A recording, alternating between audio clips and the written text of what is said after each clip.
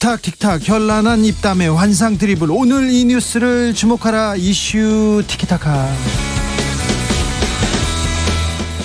머리부터 발끝까지 핫이슈 더 뜨겁게 이야기 나눠봅니다. 오늘은 두 교수님 배틀입니다. 청코너 최진봉 성공회대 교수. 네, 안녕하세요. 최진봉입니다. 반갑습니다. 홍코너 장성철 대구 가톨릭대 특임 교수. 네, 안녕하세요. 장성철입니다. 네, 저희 멤버였던 김병민 대변인은 지금 광주에서 비 맞고 있더라고요. 비 맞으면서 윤석열 후보 옆에 서 있던데 옆에서 어떤 얘기를 하는지 골똘히 쳐다보고 있더라고요. 이 얘기 듣고 있었습니다. 발언으로 상처받으신 모든 분들께 머리 숙여 사과드립니다. 저는 40여 년 전 5월에 광주 시민들이 대한민국의 민주주의를 위해 피와 눈물로 희생한 것을 똑똑히 기억하고 있습니다. 광주의 아픈 역사가 대한민국의 자랑스러운 역사가 되었고, 광주의 피가 대한민국의 민주주의를 꽃피웠습니다. 그러기에 이 시대를 사는 우리 모두는 5월 광주의 아들이고 딸입니다. 제가 대통령이 되면 슬프고 쓰라린 역사를 넘어 꿈과 희망이 넘치는 역동적인 광주와 호남을 만들겠습니다. 지켜봐 주십시오. 국민의힘 윤석열 후보가 광주를 방문해서 사과했습니다. 어떻게 보셨습니까, 최진봉 교수님?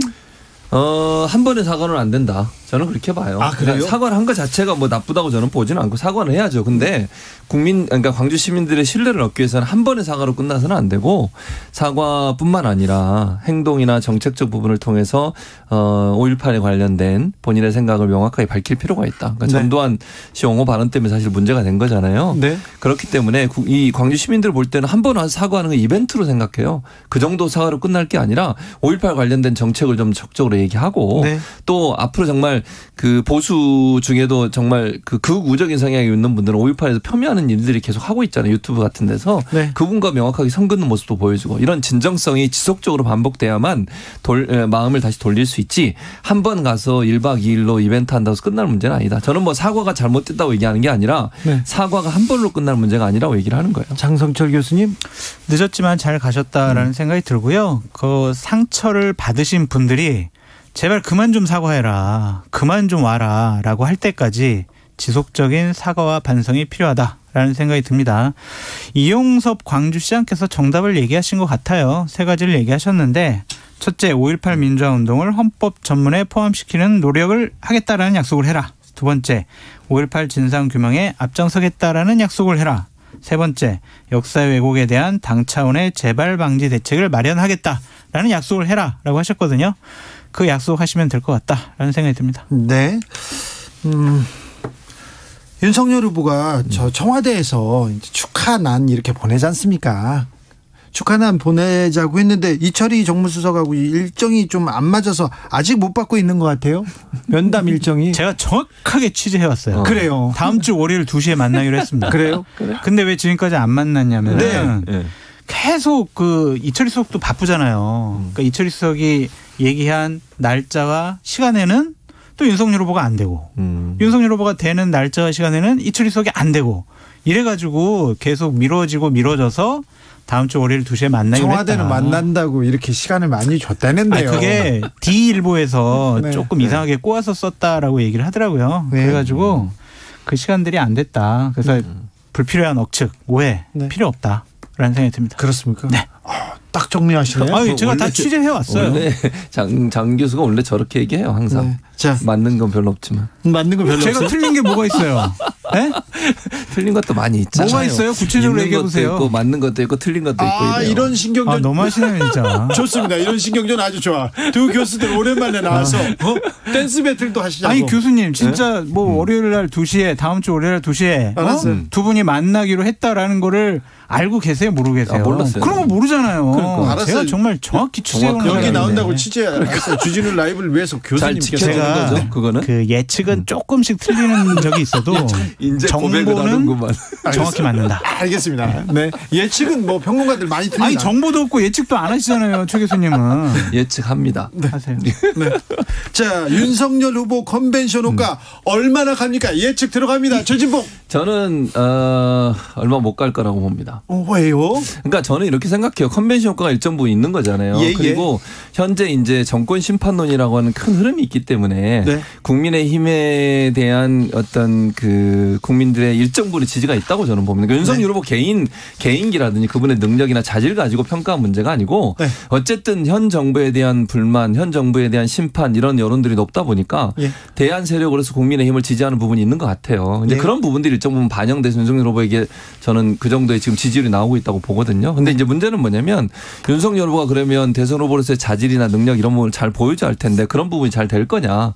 물론 뭐 모르겠어요. 앞으로 이제 뭐 본인이 어떤 모습을 보여주는지 지켜봐야 되겠지만 그런 부분들이 예전처럼 실언하고 망언하고 이런 일이 계속 반복되면 그런 지지율은 빠질 수도 있다. 그렇게 봅니다. 장성철. 최 교수님의 저 생각은 예측이 아니라 바람과 희망이다라고 말씀을 드리고요. 저는 당분간 갈 것 같아요. 당분간. 왜냐하면은 정권 교체 여론이 높잖아요. 네. 그 여론보다 지금 윤석열 후보가 받는 지지율은 낮죠. 좀 낮아요. 네. 그렇기 때문에 정권 교체 여론이 뒷받침을 해줄 것 같아요.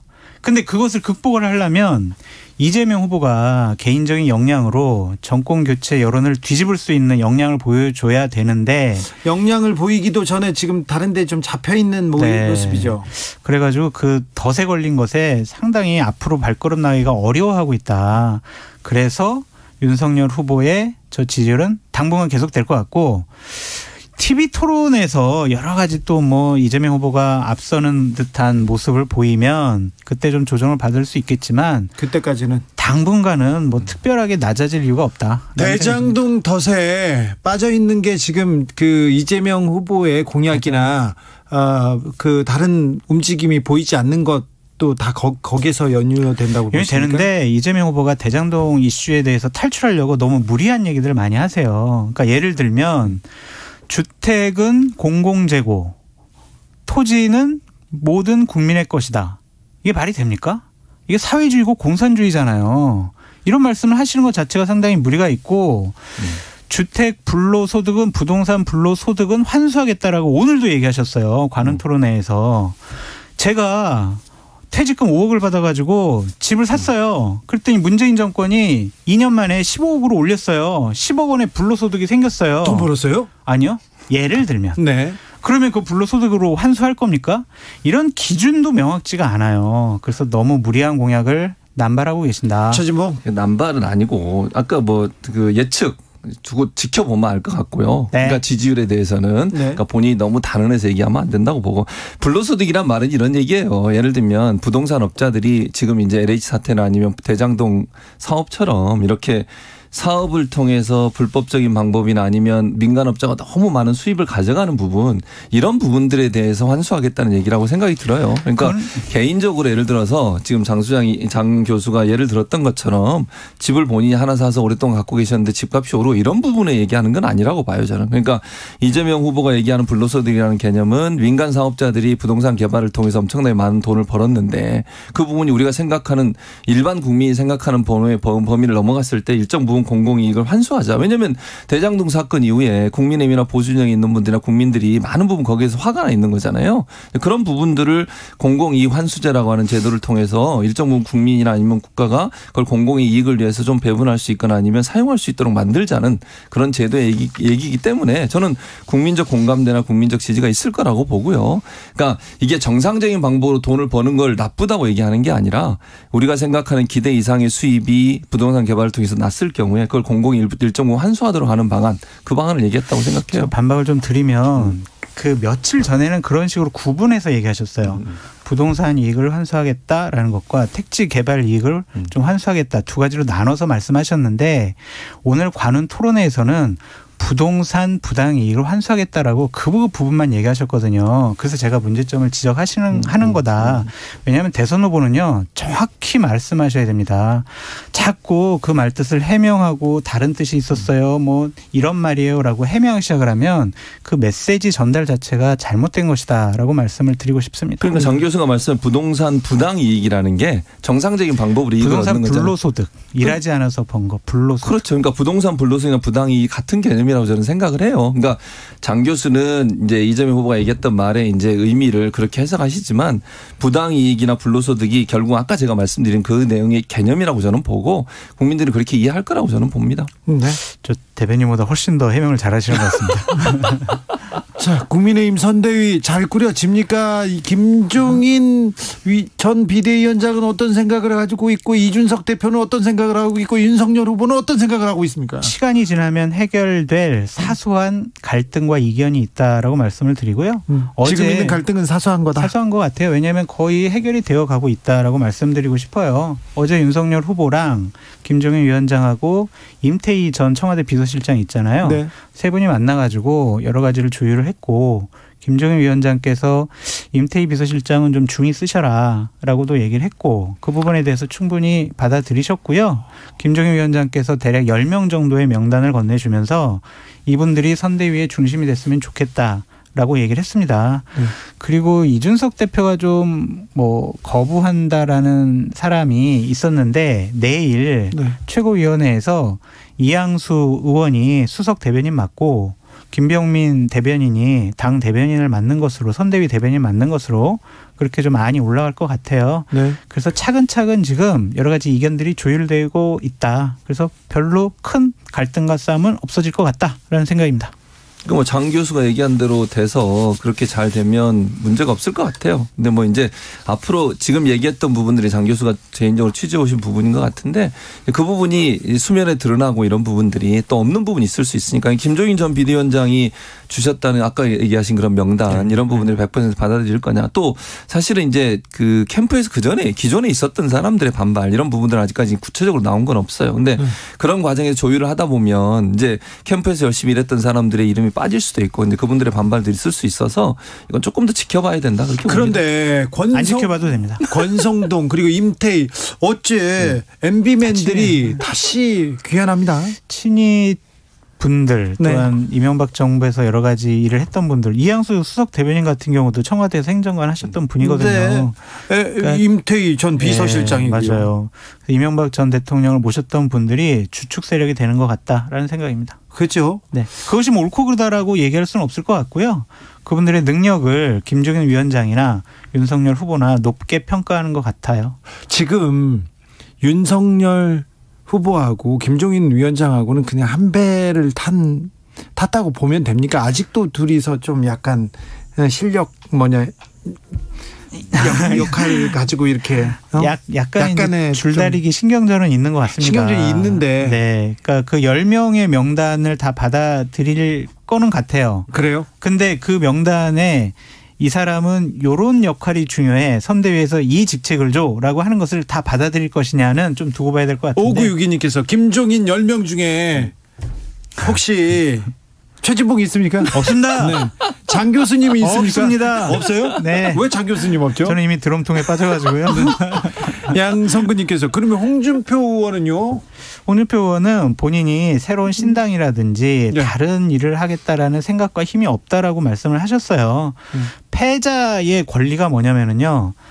나는 패배했으니까 약간은 좀 화도 좀 내고 좀 불편한 심기를 좀 표출할게요 라고 하는 거거든요.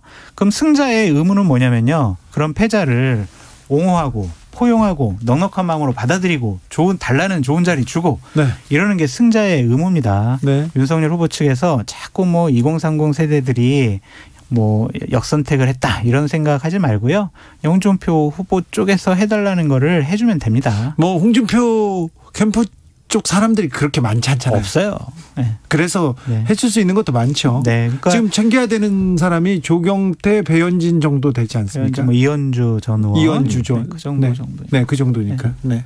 당연히 한 자리씩 주시면 돼요. 그렇습니까? 네. 거기에 장성철 교수는 없네요. 저는 이제 주진우 라이브에 나와서 평론하는 거를 제 꿈으로 삼고 그렇게 하겠습니다. 57님께서 요소의 전문가 쓴다고 했는데 캠프도 윤석열 후보 마음대로 못하는구만 이렇게 얘기하네요.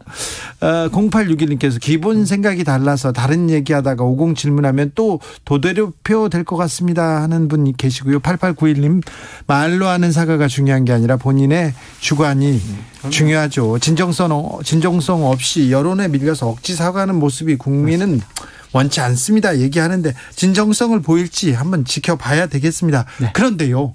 민주당 선대위는 메머드급으로 용광로를 꾸리긴 꾸렸는데 사람들도 많이 들어갔는데 잘 돌아가고 있습니다. 잘 돌아가고 있습니다. 어떻게 하세요? 잘 돌아가고 있어요. 본인은 여기 무슨 국민의힘 정보 열심히 빼온다고 저렇게 얘기하더니 네. 잘 돌아가고 청년 있고요. 플랫폼도 만들고 네. MZ세대하고 소통한다고 하는데 잘 돼가고 있습니까? 네, 잘 돼가고 있고요. 이제 김남국 의원이 사실은 지난번에 수행실장을 하다가 바뀌었어요. 한준호 의원하고. 왜냐면 이제 한준호 의원이 이낙연 캠프에 있었거든요. 그래서 이제 뭐 원팀 만들고 통합한다는 개념이 좀 일정 부분 작용했던 것 같고 그래서 네. 이제 어떤 역할을 할지 고민이 있었는데 이번에 이제 뭐 잘 아시는 것처럼 홍준표 후보를 지지했던 2030 세대가 네. 탈당 도시도 있었고 또 그 국민의힘에 대한 어떤 실망함 이런 경선 과정에서 이런 부분 때 떨어져 나왔기 때문에 그 부분을 누가 잡느냐가 중요하다고 보여져요. 그런 차원에서 본다고 하면 김남국 의원이 이제 그런 부분을 주도적으로 할 것 같고요. 그래서 20대 30대의 민주당 의원들이 그 팀에 들어가서 20, 30대와 소통하고 그들의 요구사항이 뭔지를 적극적으로 경청하는 그런 플랫폼을 만든다고 합니다. 2030 세대 이번에는 국민의힘이 조금 자신 있다 지금 자신감을 보입니다. 여론조사를 보면 어느 정도 국민의힘이 더 많은 지지를 받고 있는 것 같습니다. 그것은 이제 민주당이 조국 전 장관 사퇴 이후에 공정하냐 정의로우냐 이 부분에 대해서 2030 세대들의 분노를 샀기 때문에 왜 또 거기서 조국이 나옵니까? 아니 그때 이후부터 분노를 사가지고 민주당을 좀 외면한 것 같아요. 그래서 그 마음을 되돌리기는 좀 쉽지가 않을 것 같다라는 생각이 듭니다. 그 마음이 윤석열한테는 안 가고 홍준표한테 갔었는데. 네. 네. 그러니까 홍준표 후보한테 간 이유는 얘기하려면 되게 복잡해요. 어쨌든 2030들의 마음을 대변을 해주는 사람이 이준석 대표라고 생각을 했는데 예. 윤석열 후보가 이준석 후보를 무시하거나 네. 뭐 또 이준석 대표 없을 때 당에 입당을 하고 탄핵한다고 그러고 그런 것 때문에 또 우리의 대변자인 이준석을 무시해 윤석열 싫어. 이제 그때부터 시작된 것 같아요. 예.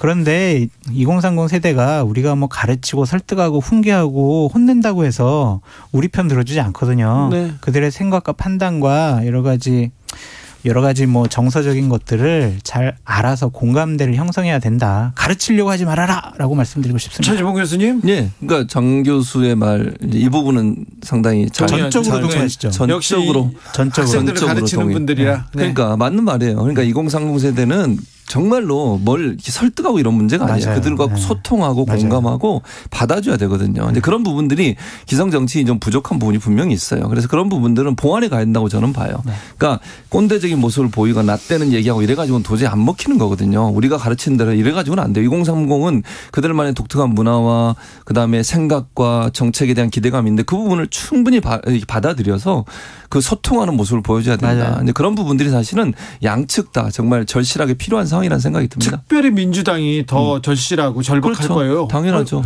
일단 민주당이 꼰대인데다가 부동산을 올려놨어. 나의 꿈과 희망을 없애버렸어. 이렇게 그렇지. 생각하거든요. 그러니까요. 이제 그런 부분들을 이재명 후보가 정책적인 부분을 통해서 풀어줘야 돼요. 그리고 소통을 통해서 이제 버스 투어 한다는 거 아니겠습니까?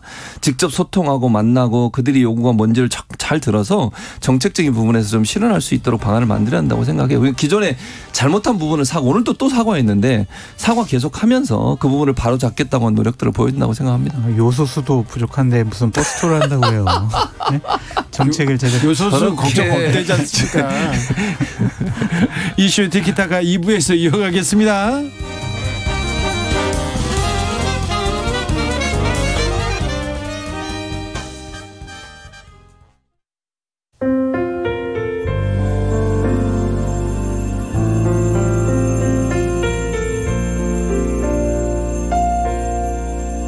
KBS 라디오 연중기획 희망충전 대한민국 455번째 이야기. 안녕하세요. 아나운서 이현주입니다. 5살 우혁이는 지적장애를 갖고 있는 부모님 밑에서 자라고 있습니다. 안타깝게도 두 분 모두 양육에 대한 지식과 우혁이를 잘 키워야겠다는 의지가 없었는데요. 이를 안쓰럽게 생각한 주변의 관심 덕분에 최근 우혁이는 아동복지시설에 입소했습니다. 처음으로 병원에서 검진도 받았는데 발달 지연이 의심된다는 진단을 받았습니다. 장애를 갖고 태어난 게 아니라서 하루빨리 치료를 시작하면 금세 회복할 수 있다는데요. 지금 우혁이가 살고 있는 복지시설이 국가보조금으로 어렵게 운영되고 있어서 재활치료비를 마련하는 게 쉽지 않습니다. 우혁이가 안정적으로 재활치료를 받아서 희망찬 미래를 맞이할 수 있도록 여러분이 힘이 돼주세요.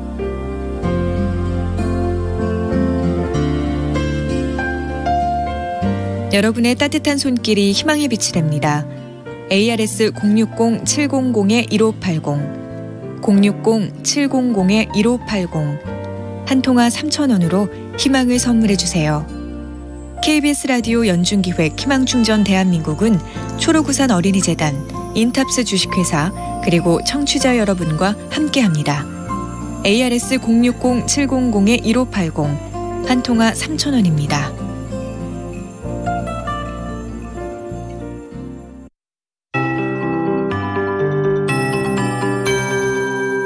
KBS 58분 날씨. 북서쪽 찬 공기가 주기적으로 남하하면서 어제와 오늘 첫눈 소식이 전해진 곳이 많았습니다. 지금도 제주도 산지는 대설주의보가 내려져 있고 제주도 산지뿐 아니라 내륙의 높은 산지를 중심으로 모레까지는 눈 소식이 좀 더 이어질 텐데요. 제주도 산지의 경우 3에서 8cm가량 다소 많은 눈이 더 내려 쌓일 것으로 예상됩니다. 오늘과 내일은 북쪽을 지나는 기압골의 영향을 받기 때문에 경기권 남부 지역, 충청권, 전라권, 경상도 일부 지역과 제주도 지역을 중심으로 가끔 비가 더 내릴 것으로 예상이 됩니다. 비의 양이 많은 편은 아니지만 전라북도 지역의 경우 내일까지 5에서 20mm, 그 밖에 충청 이남 지방은 5에서 10mm 정도로 조금 더 내리겠습니다. 한편 강원 영동 지방과 경상북도 북동 지역은 강풍특보가 내려져 있고 모레까지 전국적으로 강풍이 예상되는 가운데 이 강풍특보가 내려진 곳을 중심으로 내일까지 무척 거센 바람이 불겠습니다. 바람 피해 입지 않도록 주변 단속하시기 바랍니다. 내일 아침 최저기온 영하 3도에서 영상 9도의 분포가 되겠고요. 서울 0도, 세종, 대전 3도, 부산 8도로 오늘과 비슷하거나 조금 낮겠습니다. 내일 낮 최고기온은 서울 9도, 부산 14도 정도로 여전히 평년 기온에 밑도는 날씨 좀 더 이어질 전망입니다. 지금 서울 기온은 5.9도, 습도 66%입니다. 윤지수입니다.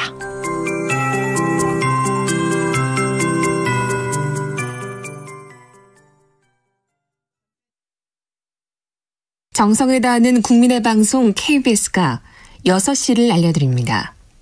AM 711kHz, FM 97.3MHz, KBS 1라디오입니다. HLKA.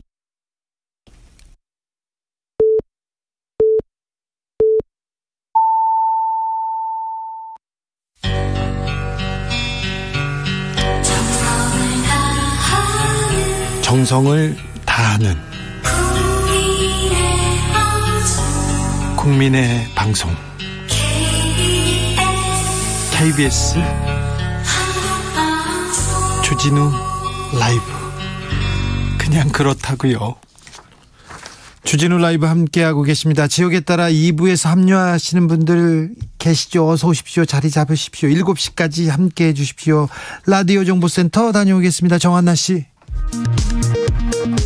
문재인 대통령은 오늘 기시다 오미오 일본 총리에게 제101대 총리 취임을 축하하는 내용의 서한을 보냈습니다. 정부가 국내에서 사용할 수 있는 차량용 요소수 석 달치를 확보했습니다. 현장 점검을 통해 추가로 확보한 요소수 530만 리터는 오늘 12일부터 시장에 공급합니다. 이르면 이달 말까지 중국산 요소 10,000톤가량이 우리나라에 들어올 것으로 예상한다고 정부 당국자가 밝혔습니다.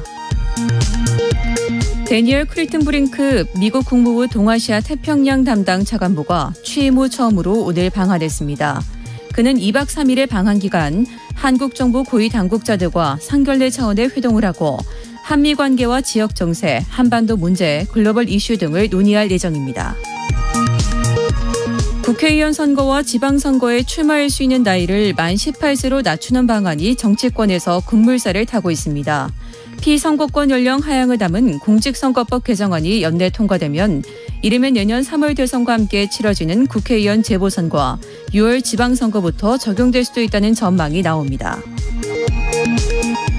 국가인권위원회는 21대 국회에서 차별금지법 입법 논의가 이루어지지 않은 데 대해 유감을 표명하며 조속히 법안 심사를 진행해야 한다고 강조했습니다. 지금까지 정보센터 뉴스였습니다. 이슈 티키타카 이어가겠습니다. 장성철 교수님. 네. 중국에서 요소가 출발했다고 합니다. 다행입니다. 네. 큰 걱정 안 하셔도 될 것 같아요. 버스 투어 하셔도 되겠습니다. 네. 이재명 후보님. 아, 그럴까요? 네. 5405님께서 2030 세대의 근본적인 울분이 무엇인지 좀 찾아주세요. 2030 심리를 분석하고 평론하는 기성세대는 많은데 진짜 2030의 목소리를 듣고 이렇게 경청하는 사람들은 없는 것 같습니다. 교수님들은 학생들이 무슨 생각하는지 좀 잘 듣고 계십니까?